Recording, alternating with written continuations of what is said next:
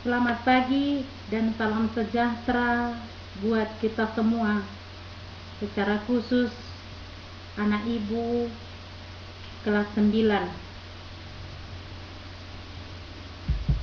Pada pagi hari ini, ibu akan menjelaskan bab 3 mengenai cerpen.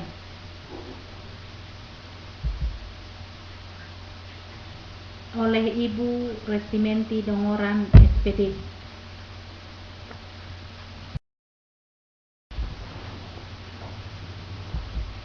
Cerpen adalah sebuah karangan sastra yang hanya memusatkan pada satu tokoh saja, atau prosa fiksi yang menceritakan suatu peristiwa istimewa atau satu persoalan yang dialami oleh tokoh utamanya.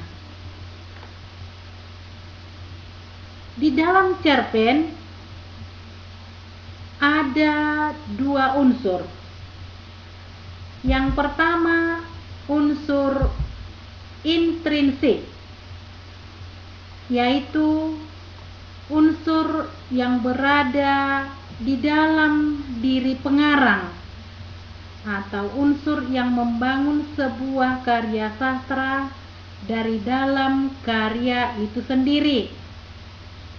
Yang kedua, unsur ekstrinsik atau di luar diri pengarang, atau unsur yang membangun karya sastra dari luar karya sastra itu. Di dalam unsur-unsur intrinsik cerpen ada 6. Yang pertama, tema cerita.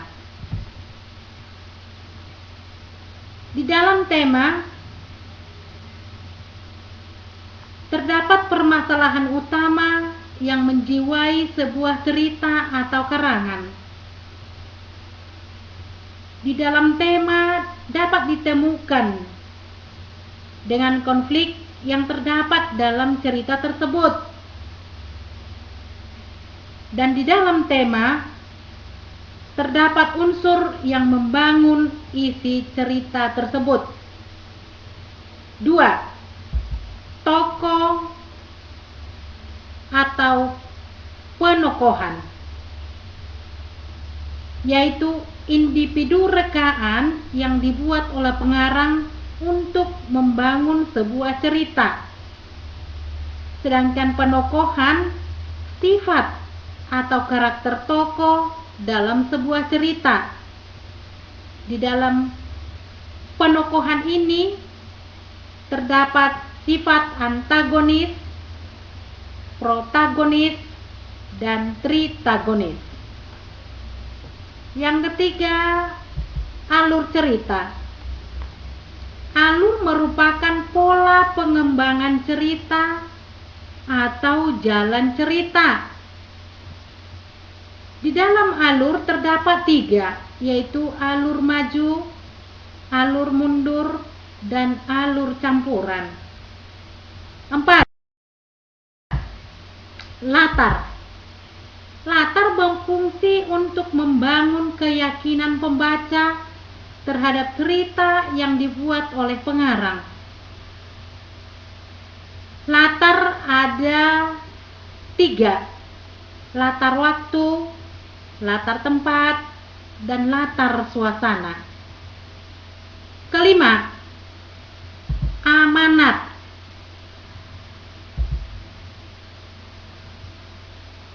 Amanat merupakan pesan atau ajaran yang ingin disampaikan pengarang kepada pembaca.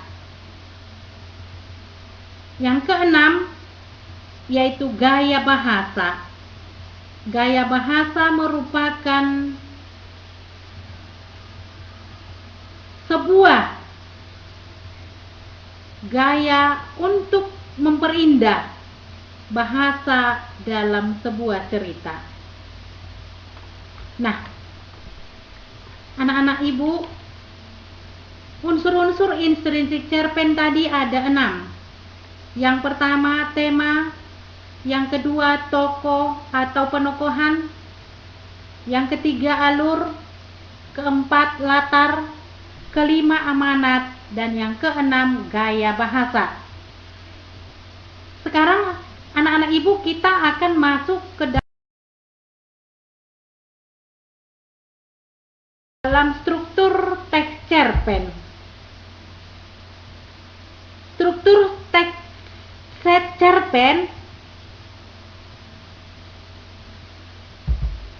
berbagai tahapan yang mengisi suatu cerita atau narasi dalam cerita. Bisa berupa nasihat,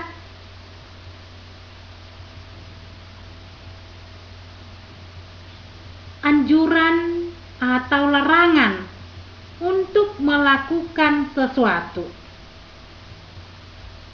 Di dalam struktur teks cerpen ada 4 hal. Yang pertama, orientasi. Di dalam orientasi terdapat bagian pendahuluan dalam cerita, baik pengenalan tokoh, pengenalan sifat, latar, dan alur cerita. 2. Komplikasi. Di dalam komplikasi memuat problem atau pokok persoalan yang ada dalam teks cerita, atau konflik mulai bermunculan dan jalan cerita akan dimulai pada bagian ini. Yang ketiga,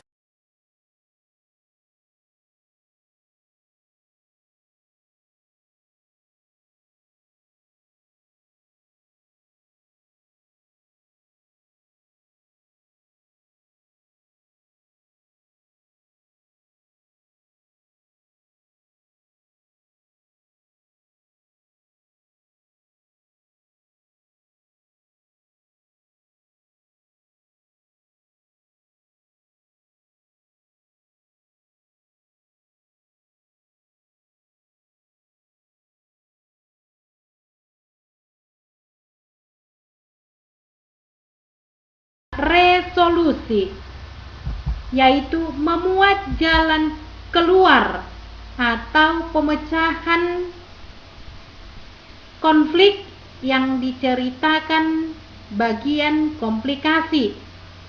Bagian ini menceritakan kejadian yang hampir berakhir. 4. Koda.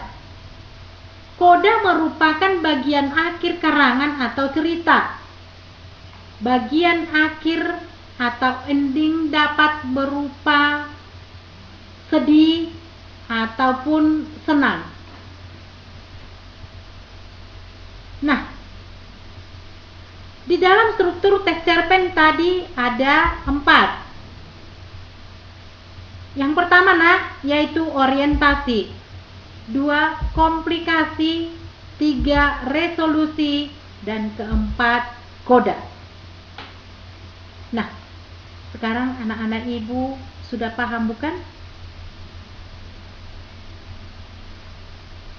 Sekarang kita akan masuk ke dalam ciri kebahasaan teks cerpen. Ciri kebahasaan teks cerpen. Yang pertama, sudut pandang cerita. Di dalam sudut pandang cerita terdapat sudut pandang orang pertama dan orang ketiga. Sudut pandang kedua jarang digunakan. Kedua, kalimat langsung dan tidak langsung. Ketiga, kata benda khusus. Pilihan kata benda yang bermakna kuat. 4. Uraian deskriptif yang rinci, yang digunakan menggambarkan pengalaman, latar, dan karakter. 5. Penggunaan majas. Yang pertama, majas simile, yaitu perbandingan langsung.